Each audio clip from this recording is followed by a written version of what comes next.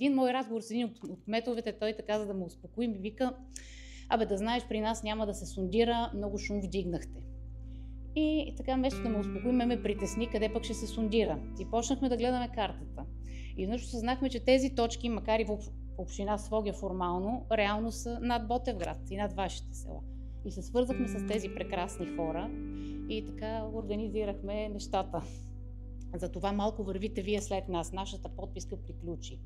Нещата започват 2021 година през август месец. Министерството на енергетиката дава едно разрешение, което разрешение го разпраща на 3 общини. Срока за оспорване на това разрешение е изключително кратък, 14-дневен и изтекал отдавна. С август 2025 първоначално им изтича договора, но може да бъде удължаван по тяхна инициатива 2 пъти по 2 години. Още доста време ще тегне тази заплаха над нас, ако не я прережем сериозно. Министерството на околната среда и водите възлага инвеститора да изготви един доклад лятото миналата година, юни, в който да покаже как ще въздейства, как няма да въздейства този проект върху защитените ни зони. Този доклад на инвеститора, какво съдържа, няма да ги засегне според него по никакъв начин и центриран само изключително върху защитените зони.